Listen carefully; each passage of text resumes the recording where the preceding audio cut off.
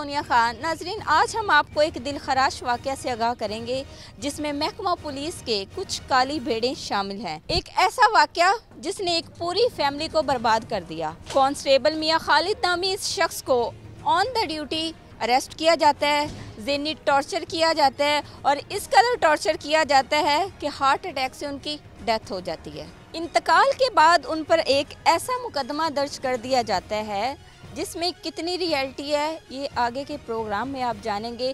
जिस खातून को इस मुकदमे में मुद्दई बनाया जाता है वो खातून ऑलरेडी क्रिमिनल यानी रिकॉर्ड याफ्ता है। मियां खालिद साहब के लवाहिकीन हमारे साथ इस वक्त मौजूद हैं, उनसे सारी इस केस की तफसीलात जानते हैं। मियां खालिद महमूद के बेटे हमारे साथ इस वक्त मौजूद हैं, इनसे सारी तफसीलात जानते हैं। अस्सलाम वालेकुम। वालेकुम सलाम।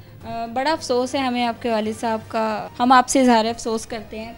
मुझे ये बताएं कि किस डेट का ये वाक़या और कैसे ये सारा मामला पेश आया। ये तकरीबन 7 तारीख का वाक़या शाम का, जो अब्बू ड्यूटी पे थे उन्होंने एएसपी ने वगैरह उन्होंने कॉल की, उन्हें अरेस्ट किया ड्यूटी से, तो वो ले गए। नहीं, आपके वालिद साहब जो थे वो ऑन ड्यूटी थे। ऑन ड्यूटी थे, ठीक है। हाँ जी, ऑन ड्यूटी थे। तो उन्होंने कॉल किया तो वो भी के ऑन ड्यूटी पे हैं, तो उन्होंने आकर उधर गिरफ़्तार किया उन्हें, तो सिटी थाना में ले गए हैं। वालिद साहब खुद गए हैं? नहीं, ये अरेस्ट करके लेके गए हैं। अरेस्ट करके जी। लेके गए हैं। जब अरेस्ट किया है तो फैमिली को कुछ बताया है कि किस जुर्म में अरेस्ट कर रहे हैं? कोई अरेस्ट वारंट? नहीं, कोई भी नहीं बताया, कोई नहीं की, ना अरेस्ट वारंट ना कुछ चीज़। अच्छा, ठीक है। फिर उसके बाद कोई नहीं, हम गए हैं उधर थाना में गए हैं, तो हम जाके किसी ने बताया भी आपके वालिद की तबीयत नहीं, उन्हें गिरफ़्तार किया है, तो आप थाना में पहुँचे। हम थाना में गए हैं तो उधर जाके देखा भी हमने अपने वालिद साहब को हवालात में पाया है।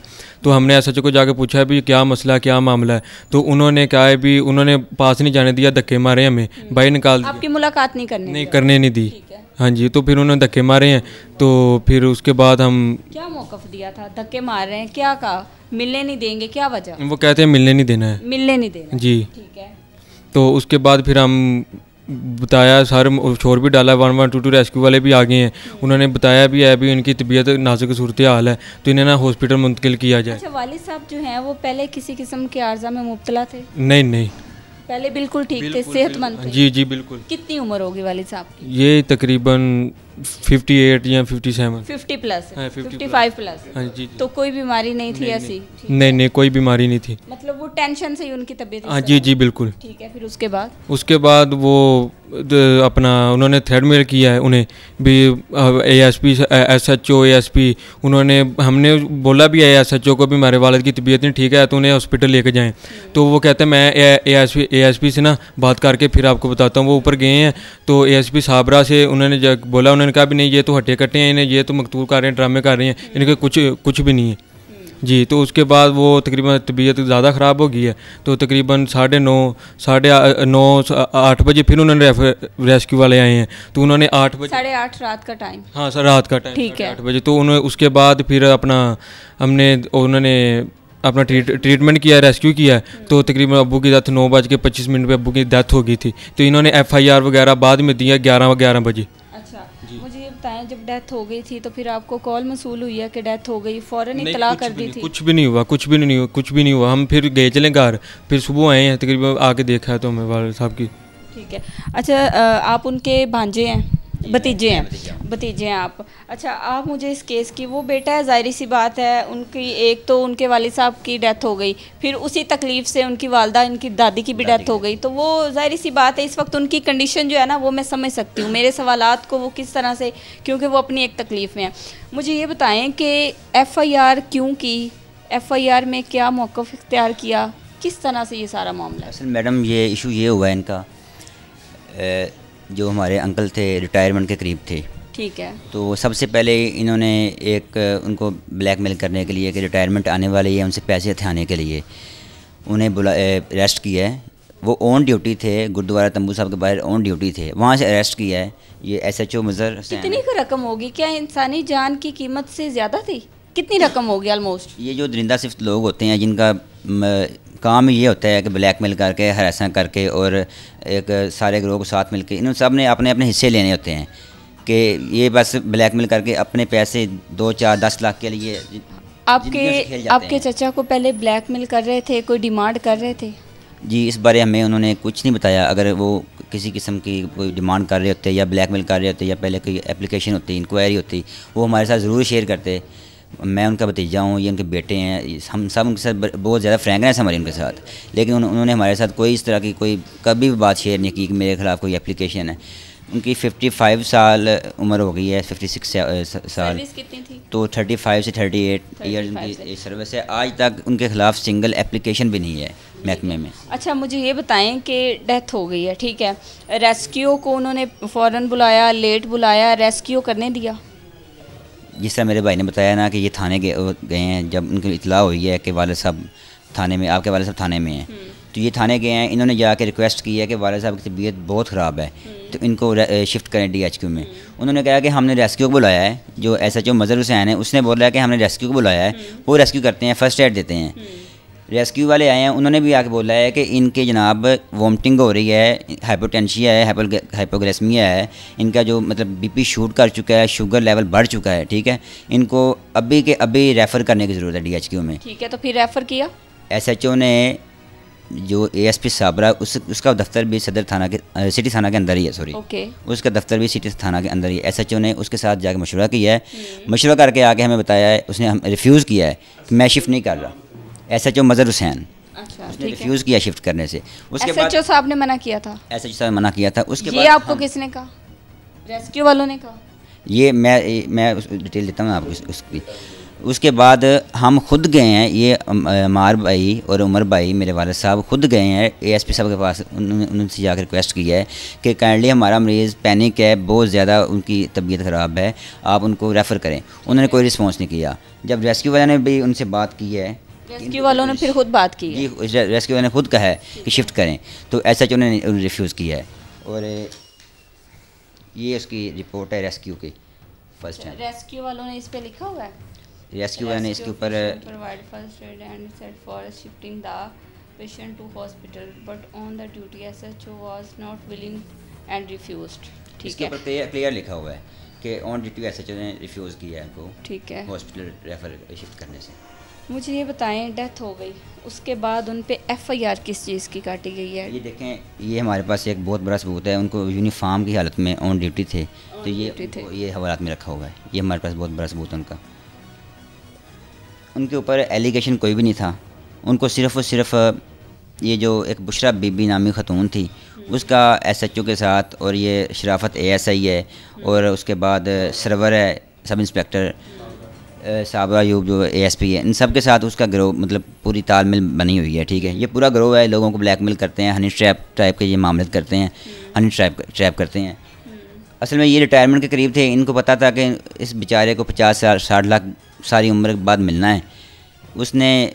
उन्होंने इसको हनी ट्रैप का मामला करके इसकी एक वीडियो बनाई है बाइक पे बैठे हुए की, कि बाइक पे किसी औरत को, वो हो सकता है लिफ्ट लेके बैठी उसके पीछे। उन्होंने ये कहा कि ये वही औरत है जिसके साथ इनका कोई वकूआ हुआ है। जिस औरत का इस सारे मामले में इस्तेमाल किया गया, बुशरा नामी खतून, वो कॉल आपके, इसका पहले कोई इसी तरह का कोई रिकॉर्ड सामने आया? जी, उसकी 3-4 FIR हैं और एक FIR इसी थाना सिटी के अंदर है। अच्छा, मतलब रिकॉर्ड याफ्ता है वो बंदा है। आप वो रिकॉर्ड आपके पास है? जी, हमारे पास, मेरे पास वो प्रूफ दिखाइएगा प्लीज़। मैं आपको FIR देता हूँ उसकी। ये हमारे पास 4 FIR हैं उसकी। ये डिफरेंट FIR, ये इससे पहले जो है आपके चचा से पहले मतलब ये वारदात कर चुकी हैं? ये कर चुकी हैं। ठीक है, और इसके ऊपर, इसकी अपने ऊपर भी FIR हो चुकी है, बुशरा बीबी की अपने ऊपर भी FIR हो चुकी है काबा खाना की। ठीक है। अच्छा, मुझे ये बताएं कि ज़ाहिर सी बात है, अब आपके चचा का इंतकाल हो गया, उसके बाद आप लोगों ने कोई पोस्टमार्टम, आपको इतना तो पता होता है कि पोस्टमार्टम आपने करवाया, कब तदफीन की और आगे के मामलात फिर किस तरह से? देखें जी, फर्स्ट ऑफ ऑल बात तो ये है कि हमें चचा की उनकी डेथ हो गई रात को 9, साढ़े 9, 10 के दरमियान। इन्होंने पूरी रात प्लानिंग की है, उनकी डेथ को एक अपना पूरा दिया है कि वकूवा बनाया है। ठीक है, और नेक्स्ट डे जब हम दोबारा फिर थाने गए हैं, रजिस्ट करके हम एंटर हुए हैं थाना में। ठीक है, और तब रेस्क्यू वाले वैन आ गई थी, रेस्क्यू वाले। ठीक है, वैन के अंदर उनको शिफ्ट कर रहे थे, हमने खुद देखा है उनकी डेथ। उस टाइम हमने उनका जिस्म बहुत सर्द था। जब हम हॉस्पिटल गए हैं तो पुलिस का कुछ 100-150 बंदा, डंडे उनके पास थे, राइफल्स उनके पास थी, हेलमेट पहने हुए थे, ऐसे खड़े हुए थे अलर्ट, जैसे कि हम कोई क्रिमिनल हैं या एक हमारा चाचू को कत्ल कर दिया हवालात में, ऊपर से हमारे साथ मज़ामत करने के लिए ऐसे बैठे हुए जैसे हमने कोई जुर्म कर दिया है। हमें शाम 6 बजे तक चाचू के पास नहीं जाने दिया, खुद ही पोस्टमार्टम करवाया है, खुद ही रिपोर्ट्स तैयार करवाई हैं डॉक्टर से। हमें उनके हाथ नहीं लगाने दिया, देखने नहीं दिया कि वो किस हालत में किस तरह पड़े हैं। तदफीन के टाइम भी पास थे? तदफीन के टाइम पूरी गाड़ी बड़ी वैन पुलिस की और 2-3 डाले ये साथ गए हैं गाँव हमारे, वहाँ गांव जाके इन्होंने खुद तदफीन करवाई है। इतने दिन पहले आप मीडिया पे नहीं आए, तदफीन भी हो गई, क्या वजह है? असल में ये था, मेन रीज़न ये थी कि चाचू की डेथ के फौरी अगले दिन दादू उनके वालदा साहबा वो सदमा बर्दाश्त नहीं कर सकी, उनकी भी डेथ हो गई। एक तो हमारे घर से 2 मैयतें उठी हैं, हम टोटली 6 फैमिली मेम्बर्स हैं, 2 फोत हो गए, हमारे घर सारा घर उजड़ गया हमारा, तो ठीक है। एक तो हमारे घर में बहुत बड़ा सदमा था। सेकंडली हमें आज तक DPO साहब ये कहते रहे हैं कि हम आपके FIR देते हैं, हम आपका मुकदमा दर्ज करते हैं, आप कल आ जाएं, परसों पहले दिन भी आपको यही कहा गया था जिस दिन तदफीन की है? हमने उस दिन भी एप्लीकेशन दी है DPO को, 8 अगस्त को हमने एप्लीकेशन दी है। हमें पहले दिन भी ये बोला गया है कि आपकी FIR देते हैं। आज तक हमें यही लॉलीपॉप दिया गया है कि घंटे बाद आप FIR कॉपी ले लें, 2 घंटे बाद आप आ जाएं, सुबह आ जाएं, शाम को आ जाएं, इसी बात पे रखा गया है। और जब मैंने DPO साहब से जाके हमने फाइनल बात किया कि सर आप हमें क्यों जलील कर रहे हैं, एक हमारा बंदा जो आपका मुलाजम था जिसने 35-37 साल आपके महकमे की सर्विस की है, सर्व किया है आपको, आप उसके साथ इंसाफ नहीं कर रहे। तो उन्होंने हमें ब्लैकमेल करना शुरू कर दिया कि देखें अगर आप इस तरह इन्फ्लुएंस करेंगे हमें आके तो हम आपके बंदे को बैक डेट्स में उसको कर देंगे, हम मुअत्तल कर देंगे, सस्पेंड कर देंगे, उसकी मुराद रोक देंगे, उसका ये कर देंगे। इस तरह की मतलब कि खुलेआम ब्लैकमेलिंग पे DPO साहब, साद अजीज DPO है, खुलेआम ब्लैकमेलिंग पे उतरा है हमारे साथ। ग्रेजुएटी की रकम कितनी थी? ग्रेजुएटी की रकम उनकी 35 लाख के करीब बनती, माली इमदाद बनती थी, और कोई 30 लाख के करीब उनका जो सारा GP फंड वगैरह बनता था वो बनता था। हमारे इल्म में नहीं है कि कितनी बनेगी। अल्लाह फरमाते हैं अल्लाह मा साबिरीन, बेशक मैं सब्र करने वालों के साथ हूँ। तो वाक़या ये हुआ कि फूफा जान को क्या इतनी मजबूरी थी, इतने क्रिमिनल केसेस आते हैं, उनके खिलाफ कार्रवाई करते हुए तो सालों साल लग जाते हैं, महीनों लग जाते हैं, अरेस्ट नहीं होते। वो ऑन ड्यूटी है, ये हमारे पास पिक्चर है हवालात की ना, ये ऑन ड्यूटी है। ऐसा कौन सा जुर्म किया हुआ है कि उनकी बेल्ट भी लगी हुई है? कौन सा जुर्म किया हुआ था कि कोई FIR नहीं, कोई इन्वेस्टिगेशन नहीं, कोई एलिगेशन नहीं किसी किस्म का, उन्हें 6 बजे अरेस्ट कर लेते हैं? क्या उन्होंने इतना ही बड़ा जुर्म किया था कि कोई इतला देते हैं, हमें घर से बुलाते हैं भाई इसने ये जुर्म किया, आप आएँ इसकी? ऐसे ही है। रातों रात FIR देगी हमारे ऊपर, इतनी भी जल्दी क्या थी FIR की? जब वर्दी लेने गए हैं तो सिर्फ केली पैंट दी है, शर्ट उन्होंने जला दी है।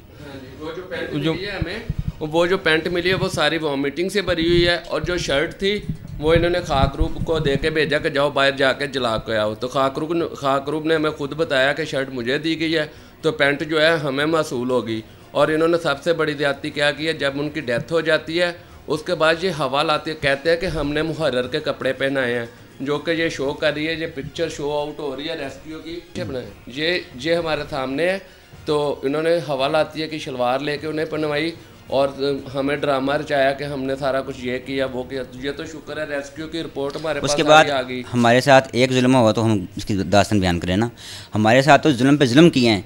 इन्होंने अपनी प्रेस रिलीज़ जारी की है DPO की ऑफिस से, उसमें इन्होंने बोला है कि दौरान इंक्वायरी मुलजम ने ज़्यादती करने का एतराफ़ किया।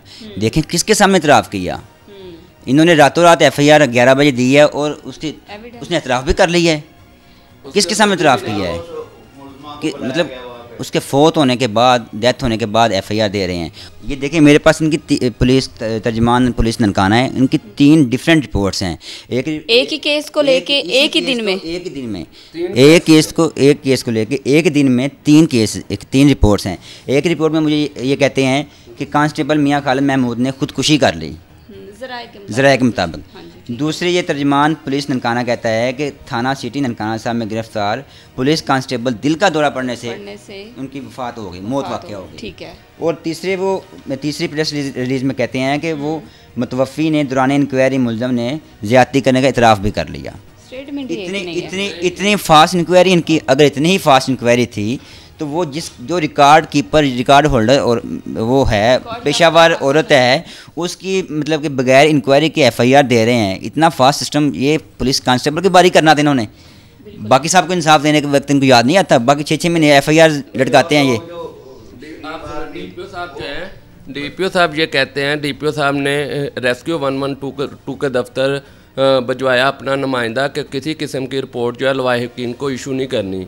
तो जो फर्स्ट कॉपी हार्ड कॉपी है वो मदर SHO जाके ले आता है और साथ कह के आता है कि किसी ने लवाहिकीन को अगर कॉपी दी तो हम उसके ख़िलाफ़ सख्त कार्रवाई करेंगे। तो शुक्र अल्हम्दुलिल्लाह मुखलस दोस्तों ने तामन किया और हमें दिन तो लग गए क्योंकि हमारे पास तो कोई एविडेंस ही नहीं था, रिकॉर्ड ही नहीं था, हमें पता ही नहीं था हमने क्या करना है। फिर हम यूँ ही बाहर निकले, अपने सदमे से बाहर आए, हमने मामले को देखने की कोशिश की कि आखिर हुआ क्या है। यूँ ही हम जिस महकमे में जाते गए तो स्टेप बाय स्टेप हमें ये सारे एविडेंस मिले हैं जो कि सारा सरासर जुल्म की दास्तान बयान कर रहे हैं। मौक़िफ़ ये है मेरा कि एक बंदा है उसने 35 साल स्टेट की खिदमत की है, तो अगर उसके साथ ये वाक़या हो रहा है कि उसको तहफ़्फ़ुज़ नहीं मिल रहा तो फिर आम शहरी को आप कैसे तहफ़्फ़ुज़ देंगे। ऐसे हालात में माशरे में चोर डकैत पैदा होंगे, माशरे में कभी अमन नहीं आएगा। इन्होंने इतना जुल्म किया, गांव में कुछ बता, इतना जुल्म हर पै दर पै इन्होंने जुल्म की जो अखीर कर दी। और जब जिस दिन हमने तदफीन कराई, इन्होंने मंडी वारबटन से लेके तकरीबन पंजाता तक राउंड अबाउट 300 कांस्टेबल जो था मुख्तलिफ़ जगह पे तैनात किया कि ये जो मैयत लेके जा रहे हैं किसी जगह पे जाके एहतजाज न करें। हम एजुकेटेड पर्सन थे, हमें अपनी इज़्ज़त की पड़ी हुई थी और ये जुल्म की दास्तानें रिकॉर्ड करवा रहे थे। मुझे ये बताएं, 89 न्यूज़ के हमारे चैनल 89 न्यूज़ के तवस्सुत से CM पंजाब मरियम साहिबा से क्या अपील है आपकी? हमारी वज़ीर-ए-आज़म और वज़ीर-ए-आला और सदर पाकिस्तान से सिर्फ यही अपील है कि हमें इंसाफ दिलाया जाए और जिन लोगों ने जुल्म किया है उनको इंसाफ के कटहरे में खड़ा किया जाए। DPO, ASP और SHO और जितना थाना DSP लीगल जितने भी अरकान इसमें मुलव्वस हैं उनके ख़िलाफ़ सख्त कार्रवाई की जाए और लवाहिकीन को इंसाफ दिलाया जाए। हम इसमें ये कहना चाहते हैं कि आज तक हमारी FIR जो फर्स्ट इन्फॉर्मेशन रिपोर्ट होती है वही दर्ज नहीं की जा रही और उल्टा हमें थ्रेट किया जा रहा है। प्राइवेट पर्सन्स हमारे घरों में भेज के हमें कहा जा रहा है कि वाइट पेज पे साइन करें, वरना अगर आप साइन नहीं करेंगे तो कल को ये हो जाएगा। अगर आप साइन नहीं करेंगे कल को आपको ये खतरा है। आप साइन करें, आपने पुलिस के ख़िलाफ़ कोई कार्रवाई नहीं करनी, आपने महकमे के ख़िलाफ़ कोई कार्रवाई नहीं करनी, इस पर साइन कर दें। अगर आप साइन नहीं करेंगे तो आपको बैक डेट में सस्पेंड कर देंगे। हमें इन तरह की गिड्डर बकियों से ना डराया जाए। और सेकंडली ये है कि हमारी FIR दे के हमें जल्द से जल्द इंसाफ मुहैया करें। जी बस हम FIR कहना चाहते हैं और जो भी है भी हम अपने वालिद साहब को इंसाफ कहना चाहते हैं, इंसाफ मिले हमें बस, और कुछ नहीं। बस और जो उनके मुजरम हैं उनको कड़ी से कड़ी सज़ा दी जाए। जी नाज़रीन, हमारा मकसद आवाम की आवाज़ बनना था। इस केस में कितनी सदाकत है, किस तरह से ये सारा मामला पेश आया, हम वन साइडेड बात नहीं कर सकते। 89 न्यूज़ के तवस्सुत से हमने इनकी आवाज़ बुलंद की है। अब CM पंजाब मरियम साहिबा से अपील है कि इस केस को जो है वो साफ शफाफ इसकी इन्वेस्टिगेशन करवाएं, क्योंकि यकतरफा बात करके हम कोई भी फ़ैसला लेने से कासिर हैं। इसी के साथ अपनी मेज़बान सोनिया खान को दीजिए इजाज़त। अल्लाह ने के बाद।